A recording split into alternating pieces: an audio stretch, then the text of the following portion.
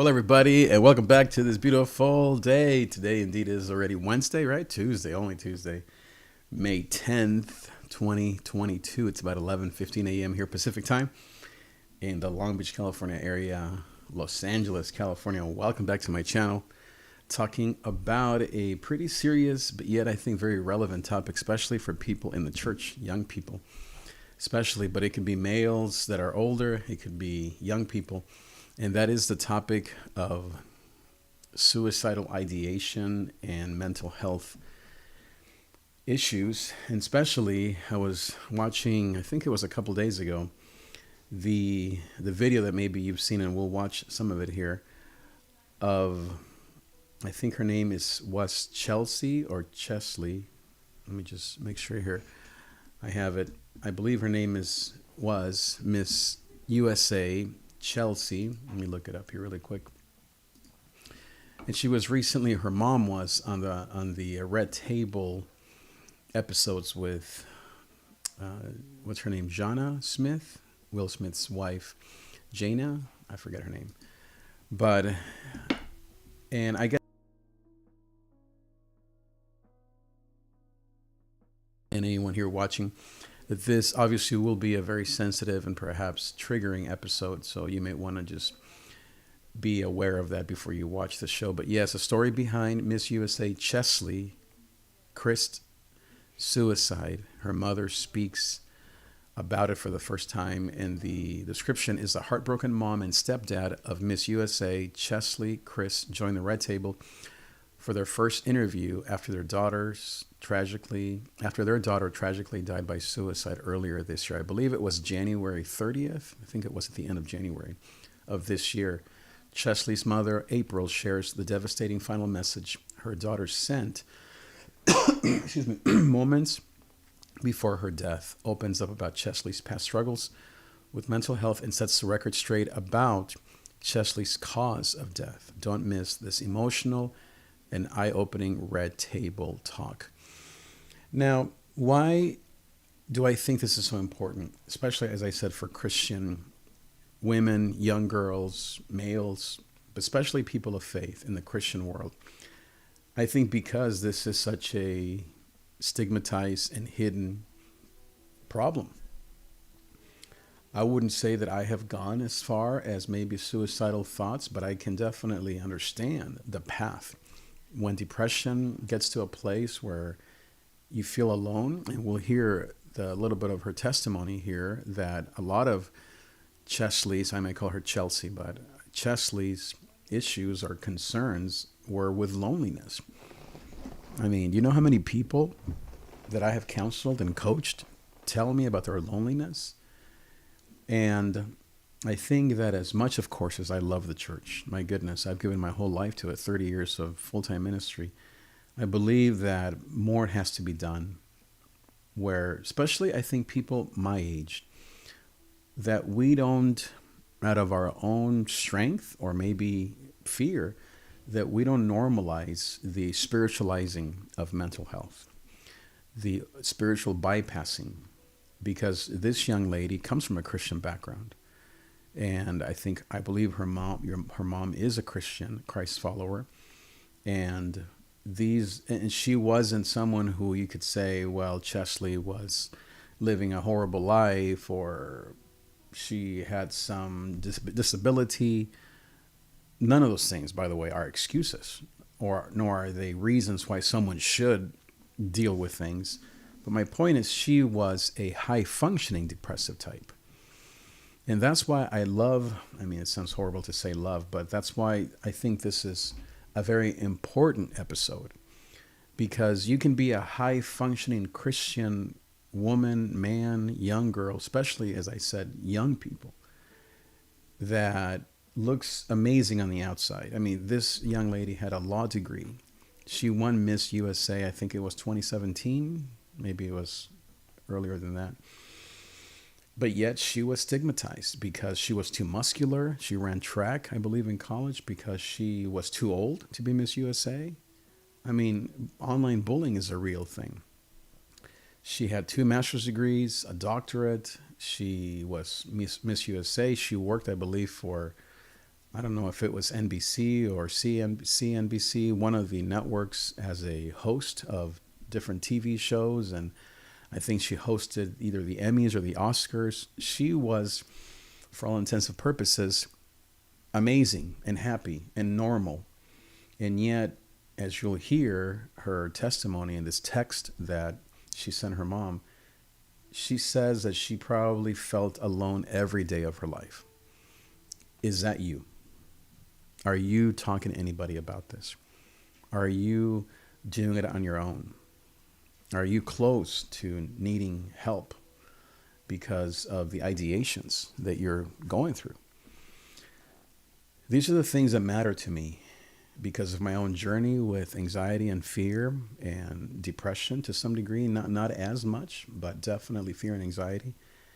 And because I am an advocate in the church for this.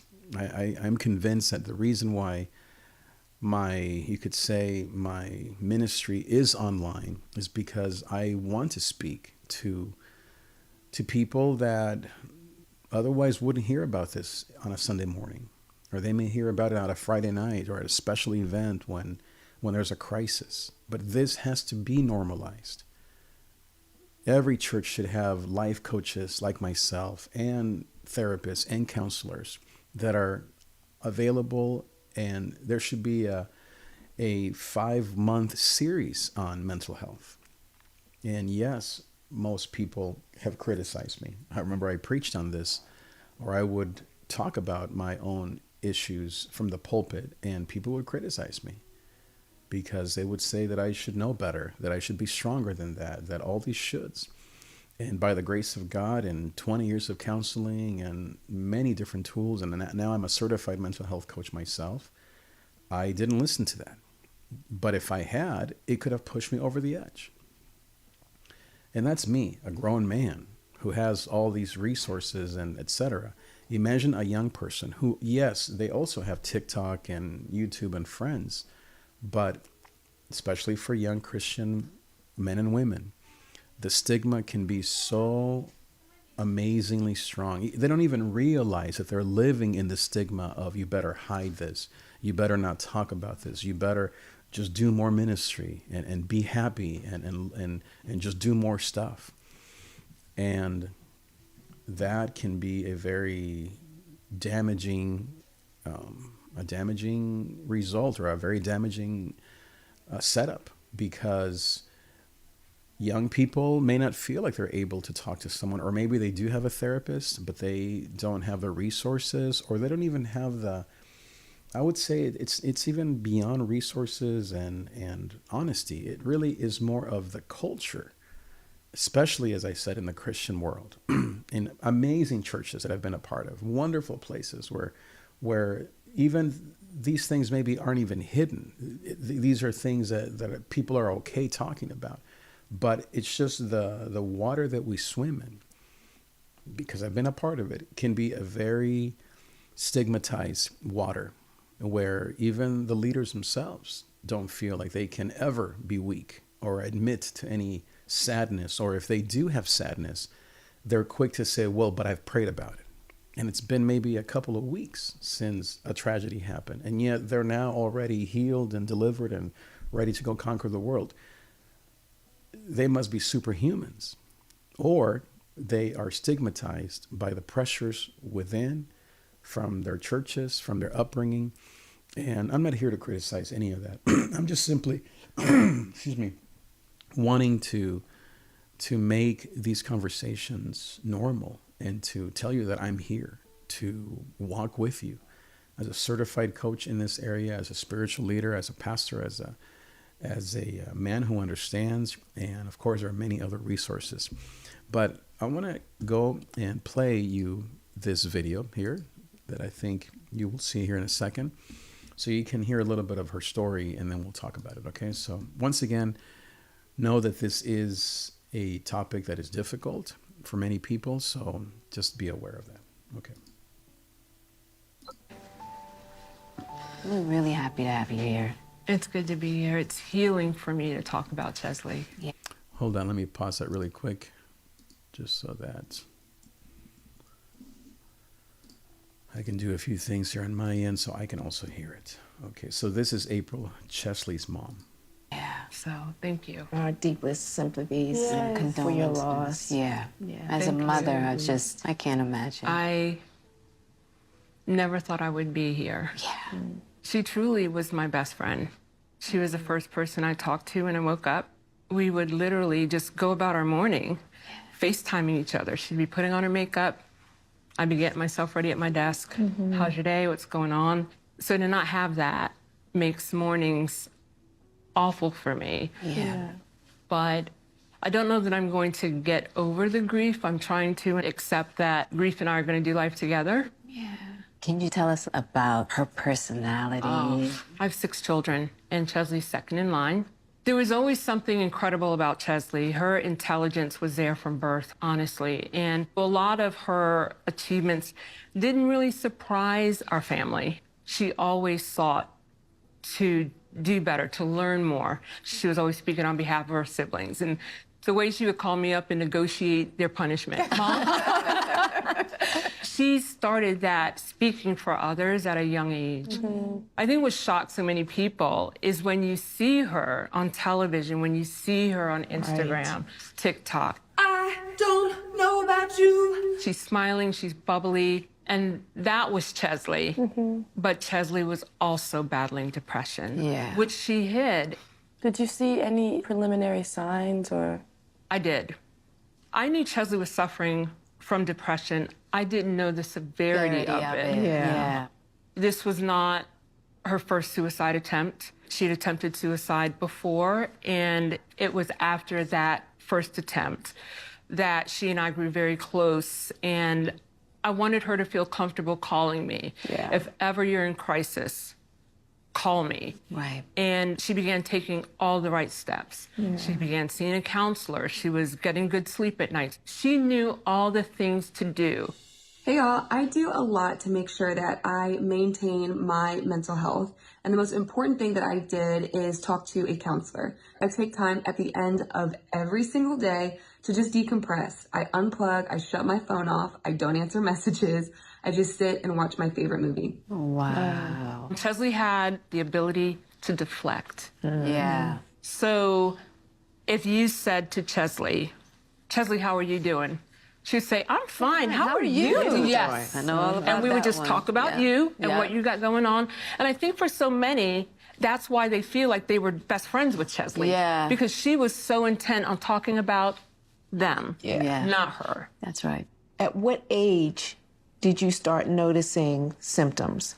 She was in her early 20s, just before that first attempt. That was the first time I noticed smiles were a little forced. Yeah. And I thought, honestly, maybe it's just stress. I mean, she was getting 2 degrees. She had a lot going on. That's huge. And then the attempt happened, and we had conversations that we really hadn't had before. And I just realized the morning of her passing. Yeah. Cheslie left a note in her apartment. Very simple, just said she wanted to leave everything to me. Sunday mornings, Cheslie knows I go to work out at my exercise class. I was leaving my class. I was gonna call her on my way home, and when I looked at my phone, I noticed there was a text message from her. And I'll just read a little bit if that's okay. Sure. The first thing she said is, "First, I'm sorry. By the time you get this, I won't be alive anymore. And it makes me even more sad to write this because I know it will hurt you the most." I think at that point I near blacked out because by the time I read the text, an hour had passed. I don't even remember step by step what happened. I do remember at some point I was calling my husband screaming and he's saying, what? I got home and we're just trying to figure out what to do.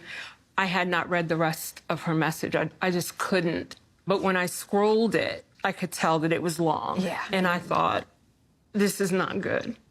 Her message went on to say, "I love you, Mom, and you are my best friend and the person I've lived for years. I wish I could stay with you, but I cannot bear the crushing weight of persistent sadness, hopelessness, and loneliness any longer. I've never told you these feelings because I've never wanted you to worry and because I hoped they would eventually change, but I know they never will. They follow me through every accomplishment, success, family gathering, friendly dinner. I cry almost every day now, like I'm in mourning. I've wished for death for years, and I know you would want to know and want to help, but I haven't wanted to share this weight with anyone. Regardless of that, thank you sincerely for being there for me in some of my loneliest moments without me even telling you I needed you. You have kept me alive and ready to face another day because you answer every phone call and you are there for me at the drop of a hat. You listen to me and care when I tell you what goes on in my life, and you've always made me feel like you love me. I love you more than any person I've ever known. You've done nothing wrong. You've done everything right. I no longer feel like I have any purpose in life. I don't know if I ever really did. And some things I'm just going to skip just because they're just a little more personal. Yeah. And she also left in here her final wishes, which we are carrying out. Yeah. She left us access to some of her personal things. She says I've pushed away most of my friends and I can't fix any of it, no matter how hard I've tried. So I will leave and rejoin God in heaven and hope to find peace there. I don't want to leave, but I genuinely feel like I have to if I want to escape my loneliness that feels like it has no end.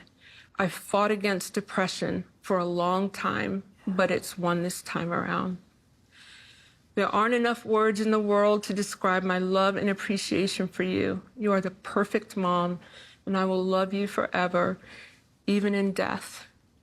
Feel free to share this message. People should know that you're the best mom in the world and that you were the best mom to me that I ever could have hopes for. It took me a while to read that all the way through. I would read some sentences and then I just would collapse. But after I really absorbed it, I became thankful. Yeah. Yeah. Thankful that I had her for 30 incredible years. Right. That I got to watch her. She knew that I would need those words moving forward to just bring me comfort. Absolutely. When was the last time you saw Cheslie? Every other year, we take all the kids down to Universal Studios.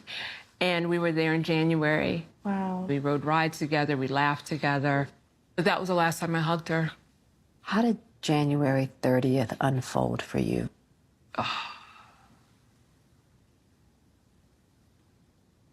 It honestly, it felt like any other day. And what I struggle with is I hear some people sometimes say, I had this feeling something was wrong. I kept searching through my brain after the fact. Like, was there a moment when I had this feeling I should call Cheslie or I need to... I remember when I finally made it home and got to my husband, who was trying to understand what I was saying.